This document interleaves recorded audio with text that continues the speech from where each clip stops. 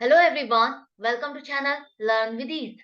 आज का टॉपिक है कैश फ्लो स्टेटमेंट का, जिसमें हम सॉल्व करेंगे क्वेश्चन नंबर 52 चैप्टर 4 डी के गोयल की बुक से, class 12 accounts. Online sessions, online classes के लिए आप मुझे व्हाट्सएप कर सकते हो। इस नंबर पर अपना नाम और क्लास आप मुझे फॉलो कर सकते हो, टेलीग्राम पर भी। तो क्वेश्चन में दी है बैलेंस शीट ए लिमिटेड कंपनी की, और आपको बनाना है कैश फ्लो स्टेटमेंट। कैसे बनाओगे, देखो। सबसे पहले हमको क्या चाहिए, net profit before tax and extraordinary item.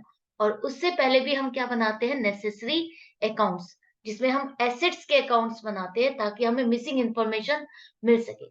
तो एसेट आपकी क्या है इसमें, यहाँ पर मशीनरी है, एक्यूमुलेटेड डेप्रिसिएशन नहीं है, सिर्फ मशीनरी है जो कि डब्ल्यूडीवी पे चल रही है। डेप्रिसिएशन हम इसमें माइनस करते जा रहे हैं हर साल, और उसके बाद जो नेट वैल्यू बच रही है वो आपके पास यहाँ पर शो हो रही है। तो ओपनिंग है आपका 90,000, क्लोजिंग है 1 लाख रुपए, और इस साल आपने डेप्रिसिएशन लगाया 18,000।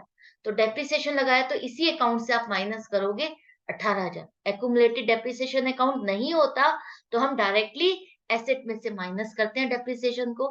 तो एसेट में से माइनस कर रहे हो तो इसका मतलब क्रेडिट साइड पे लिखोगे 18,000। अब यहाँ पर देखो, क्रेडिट साइड का टोटल 1,18,000, डेबिट साइड का टोटल कम आ रहा है, 90,000 है। तो जो डिफरेंस है 28,000 का, वो डेबिट साइड पर आएगा। और डेबिट साइड पर आने का मतलब है कि आपकी प्लांट एंड मशीनरी अकाउंट में एडिशन हो रहा है, इंक्रीज हो रहा है। और इंक्रीज कब होगी, जब आप परचेज करोगे। तो आपने 28,000 की नई मशीनरी खरीदी, और यहाँ पर टोटल मैच कर गया। क्लियर है, मिसिंग इंफॉर्मेशन आपको मिल गई। अब आ जाओ, हमारे पास प्रोविजन फॉर टैक्स के लिए भी हमको अकाउंट बनाना होगा। क्यों बनाना होगा, देखो। तीन फिगर है आपके पास, ओपनिंग, क्लोजिंग और जो आपने टैक्स पे किया, और तीनों ही फिगर अलग है। तो आपका ये लाइबिलिटी है, तो लाइबिलिटी साइड पर ओपनिंग लिखो 20,000 और क्लोजिंग लिखो 17,000। अब जो ये 20,000 का प्रोविजन किया था आपने पिछले साल, ये वाला टैक्स आपको पे करना था इस साल। और वो 20,000 की जगह आपने कितना पे किया, 15,000। तो 15,000 की आपने टैक्स की पेमेंट कर दी, 20,000 की जगह 15,000। और अब यहाँ पर जो डिफरेंस आ रहा है, जो टोटल आ रहा है, वो डेबिट साइड पर तो 32,000 आ रहा है, और क्रेडिट साइड पर 20,000। तो इस साल जो आपने प्रोविजन किया टैक्स का, वो कितना है, वो 12,000। अगर क्रेडिट साइड पर आ रहा है, जो बैलेंस है किसी भी अकाउंट का, अगर उसी बैलेंस के साइड पर आप और एंट्री करते हो तो वो उसमें एडिशन होता है। तो यहाँ पर प्रोविजन फॉर टैक्स का बैलेंस आपका क्रेडिट होता है, और क्रेडिट साइड पर ही आप और अमाउंट लिख रहे हो, डिफरेंस उसी साइड पर आ रहा है। तो इसका मतलब है इस साल का जो आपने प्रोविजन फॉर टैक्स नया किया, वो आप क्रेडिट साइड पर ही लिखोगे, और वो है आपका 12,000। तो 12,000 का आपने प्रोविजन किया है, 17,000 का नहीं। जो यहाँ पर आपको क्लोजिंग शो हो रहा है, ये आपने प्रोविजन नहीं किया इस साल का टैक्स, आपने प्रोविजन कितना किया है, 12,000। तो ये मिसिंग इन्फॉर्मेशन आपको निकालनी थी, ये मिल गई। तो आई होप आपको अच्छे से समझ में आ गया अकाउंट हमें क्यों बनाना है, कैसे बनाना है। जब भी तीन फिगर अलग अलग है तो आपको अकाउंट बनाना है, चेक करना है। क्यों, क्योंकि अगर ये वाला टैक्स प्रोविजन किया था पिछले साल, तो ये हमें जमा करना था। इसको जमा करने की जगह हमने कुछ और अमाउंट जमा की, 15,000 जमा की, 5,000 से कम टैक्स पे किया। उसकी वजह से आगे का बैलेंस सारा डिस्टर्ब हो गया। क्लियर है। अब आ जाओ, हमारा जो बैलेंस शीट से हमको प्रॉफिट लेना है, वो प्रॉफिट हमारा आ रहा है, प्रॉफिट एंड लॉस अकाउंट का बैलेंस। ओपनिंग था 41,000, रिजर्व एंड सरप्लस में आप ट्रांसफर करते हो ना सारे प्रॉफिट एंड लॉस अकाउंट का बैलेंस जनरल रिजर्व। जहां पर ओपनिंग बैलेंस आपका आ रहा है 41,000, और क्लोजिंग है 33,000। मतलब कि पिछले साल से प्रॉफिट एंड लॉस अकाउंट का बैलेंस घट गया। ये हर साल का प्रॉफिट नहीं है, ये जो आपका हर साल का प्रॉफिट आपका होता जा रहा है या लॉस है, वो आप इसी अकाउंट में ऐड करते जाते हो, और यहाँ पर रिजर्व एंड सरप्लस में शो करते हो। तो 41,000 से ये बैलेंस आपका 33,000 हो गया, मतलब कि प्रॉफिट आपका घट गया। कैसे घटा, क्योंकि 8,000 का आपको नुकसान हुआ। अगर प्रॉफिट होता तो ये बैलेंस आपका बढ़ जाता, 41,000 से ज्यादा आता। लेकिन ये तो कम हो रहा है, इसका मतलब क्या है कि आपको लॉस हुआ है, 8,000 का लॉस। अब इसके बाद यहाँ पर देखो, क्या आपने प्रॉफिट का कोई पार्ट रिजर्व में ट्रांसफर किया था। आप कहोगे लॉस हो रहा है तो प्रॉफिट का पार्ट कहाँ से ट्रांसफर करेंगे। शायद हमने जो रिजर्व्स में ट्रांसफर किया, या डिविडेंड पे किया, या टैक्स दिया, इन सब की वजह से आपका प्रॉफिट लॉस में कन्वर्ट हो गया। तो आपको चेक करना है जरूर से, ये नहीं सोचना कि लॉस आ रहा है तो रिजर्व में तो होगा ही नहीं। रिजर्व में देखो ओपनिंग आपका 5,000 था, क्लोजिंग आपका 8,000 है, तो ये जो 3,000 से आपका जनरल रिजर्व बढ़ रहा है, या आपने प्रॉफिट में से ही पार्ट ट्रांसफर किया, तो इसको वापस ऐड कर दो। अब आपने इस साल जो प्रोविजन फॉर टैक्स किया वो कितना किया, वो आपको यहाँ से नहीं उठाना 17,000। ये 17,000 की फिगर दोगे तो रॉन्ग आ जाएगा। हमने क्या कैलकुलेशन की है अकाउंट बना के, वो 12,000 का आपने प्रोविजन किया है इस साल, टैक्स का 12,000 ही आपको लेना है। तो 12,000 का टैक्स का प्रोविजन किया, उसे भी आपको एड बैक करना है। डिविडेंड हमने कुछ नहीं पे किया, कोई इंफॉर्मेशन भी नहीं है, तो अब प्लस माइनस करने के बाद आपके पास net profit before tax and extraordinary item 7,000 आ गया। इसी से हम शुरुआत करते हैं, कैश फ्लो स्टेटमेंट बनाओ। और अब यहाँ पर आपको एडजस्टमेंट करनी है non cash and non operating item. Non cash मतलब जिसके लिए, जिस खर्चे के लिए आपको कोई कैश की पेमेंट ना करनी पड़ी हो, जिस इनकम के लिए आपको कोई कैश का आउटफ्लो ना करना पड़ा हो या इनफ्लो ना आया हो, तो वो सब आपको एडजस्टमेंट करनी है। तो नॉन कैश में आप सबसे पहले किसको ढूंढते हो, डेप्रिसिएशन। तो डेप्रिसिएशन है इस साल का 18,000, जो कि हमने अपने प्रॉफिट एंड लॉस अकाउंट में डाला, खर्चा डाल करके माइनस किया, अपने प्रॉफिट में से घटा दिया।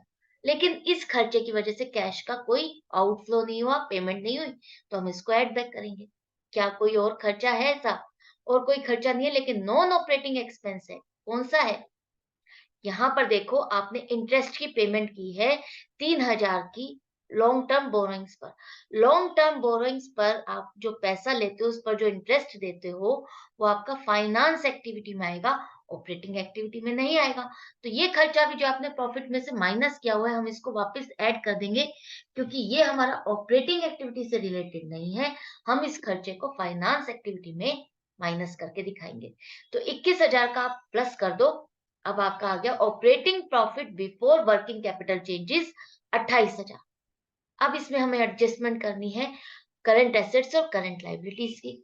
करंट लाइबिलिटीज में ट्रेड पेबल्स आपके 10,000 से 12,000 हो गए। 2,000 से क्रेडिटर्स बढ़ गए। क्रेडिटर्स का बढ़ने का मतलब क्या है कि आपने उनसे स्टॉक खरीद लिया, आप स्टॉक ले आए बिना पेमेंट करे। बिना पेमेंट करे आप स्टॉक लेकर आ रहे हो, वो भी तो एक तरह से इनफ्लो हो रहा है। जो आप स्टॉक लेकर आ रहे हो, पेमेंट नहीं की और पेमेंट आप बाद में करोगे, तो वो भी एक तरह से इनफ्लो हो रहा है। एक तरह से आपने उन क्रेडिटर्स से लोन ले लिया कि आप उन्हें बाद में पेमेंट करोगे। तो इनफ्लो हुआ 2,000 का, तो ऐड करोगे। शॉर्ट टर्म प्रोविजंस आपका क्या है, प्रोविजन फॉर टैक्स है, तो ये नहीं आएगा। करंट एसेट्स में देखो, इन्वेंट्रीज आपकी 20,000 से 24,000 हो गई, स्टॉक आपका 4,000 से बढ़ गया। तो 4,000 से अगर स्टॉक बढ़ रहा है, इसका मतलब आपने खरीदा, परचेज किया, तो आपने पेमेंट की, पेमेंट करोगे तो आउटफ्लो होगा 4,000 का, माइनस करोगे। ट्रेड रिसीवेबल्स आपके 32,000 से 26,000 हो गए, मतलब कि डेटर्स आपके 32,000 से 26,000 हो गए। कितने से? 6,000 से घट गए। अब डेटर्स 6,000 से घटेंगे, इसका मतलब क्या है कि आपको पेमेंट रिसीव हो गई। पेमेंट रिसीव हो गई, तो इसका मतलब आपका इनफ्लो हुआ, पैसा आपको मिल गया। तो 6,000 आप प्लस करोगे, 8,000 प्लस माइनस 4,000 करो, तो आपका नेट और cash generated from operating activities 32,000 आएगा। हम यहाँ पर कैश जनरेटेड क्यों लिख रहे हैं, अभी cash flow from operating activities क्यों नहीं लिख रहे? जब आपके पास टैक्स पेमेंट की भी इंफॉर्मेशन है, प्रोविजन फॉर टैक्स का अकाउंट आपने बनाया, वहां पर टैक्स पेड और ये सब भी आपके पास इंफॉर्मेशन है, तो वो भी आपको माइनस करना है। उसके बाद आपका final cash flow from operating activities आता है। तो कैश, इसमें से अब आपने टैक्स पे किया 15,000 का। कौन सा टैक्स पे किया? 15,000, ये वाला दिखाओगे। ये 20,000 की पेमेंट नहीं दिखाओगे। जो एक्चुअल में आपने 15,000 पे किया है, उससे आउटफ्लो हुआ, वो माइनस करोगे। और अब आपका आ गया cash flow from operating activities 17,000। 17,000 का कैश इंक्रीज हुआ ऑपरेटिंग एक्टिविटी की वजह से। इन्वेस्टिंग एक्टिविटीज में आ जाओ, यहाँ पर हमने एक मशीनरी परचेज की और जिसकी वजह से हमको पेमेंट की, तो आउटफ्लो हुआ। तो कैश यूज हुआ इन्वेस्टिंग एक्टिविटीज में, 28,000 का खर्चा हुआ। इन्वेस्टिंग एक्टिविटी की वजह से 28,000 से आपका कैश का बैलेंस कम हो गया। ये भी हो गया क्लियर। फाइनेंस एक्टिविटीज में अब आपको देखना है शेयर कैपिटल। शेयर कैपिटल 50,000 से 60,000 हो गई, 10,000 से शेयर कैपिटल बढ़ गई, इसका मतलब आपने नए इशू किए, नए शेयर इशू किए, तो आपके पास इनफ्लो आया 10,000 का। और क्या किया, यहाँ पर देखो लोन भी आपका बढ़ गया, 20,000 से 25,000 हो गया, 5,000 से लोन बढ़ गया, इसका मतलब आपने और लोन लिया, तो 5,000 आपका इनफ्लो आया, तो टोटल 15,000 का इनफ्लो हुआ। लेकिन एक खर्चा भी हुआ आपका, फाइनेंस एक्टिविटी से रिलेटेड आपने 3,000 का इंटरेस्ट की पेमेंट की थी, तो इंटरेस्ट की पेमेंट करते हो वो फाइनेंस एक्टिविटीज में आएगा, आउटफ्लो होगा, माइनस करोगे, तो आपका cash flow from finance activities आ गया नेट 12,000, कि 12,000 का कैश आपका इंक्रीज हुआ फाइनेंस एक्टिविटी की वजह से। अब देखते हैं तीनों एक्टिविटीज को करने की वजह से नेट आपका कहाँ इंपैक्ट आ रहा है, कैश का बैलेंस बढ़ा या घटा। तो सबसे पहले देखो, ऑपरेटिंग एक्टिविटी से 17,000 का बैलेंस इंक्रीज हुआ, पैसा आया, 28,000 इन्वेस्टिंग एक्टिविटीज में खर्चा हुआ, और 12,000 का फाइनेंस एक्टिविटीज में इनफ्लो हुआ। तो नेट इफेक्ट आ रहा है कि 1,000 से आपका कैश का बैलेंस बढ़ना चाहिए, ओपनिंग से क्लोजिंग में चेंज आना चाहिए 1,000 रुपए का। तो 1,000 रुपए से आपका कैश एंड कैश इक्विवेलेंट बढ़ जाएगा। ओपनिंग था आपका 4,000, बैलेंस शीट में देखो, और 4,000 जोड़ने के बाद यहाँ पर आपका क्लोजिंग बैलेंस 5,000 आना चाहिए, जो कि क्लोजिंग बैलेंस आपके बैलेंस शीट से मैच कर रहा है। तो आई होप आपको अच्छे से समझ में आ गया, क्लियर हो गया। क्वेश्चन कैसे अटेम्प्ट करना है, कैसे आपका क्वेश्चन करेक्ट है या रॉन्ग है, आप चेक भी कर सकते हो। आपको यहाँ से ही पता चल जाएगा कि आपका आंसर क्या आएगा। 1,000 का आंसर आना चाहिए, और यहाँ पर बढ़ रहा है, इसका मतलब पॉजिटिव आंसर आना चाहिए। जो भी तीनों एक्टिविटीज का नेट आना चाहिए वो 1,000 रुपए आना चाहिए। अगर आप यहाँ तक करेक्ट कर लेते हो तो क्वेश्चन आपका कंप्लीट और करेक्ट है। आई होप आपको अच्छे से समझ में आ गया। मिलती हूँ नेक्स्ट वीडियो में नेक्स्ट क्वेश्चन के साथ।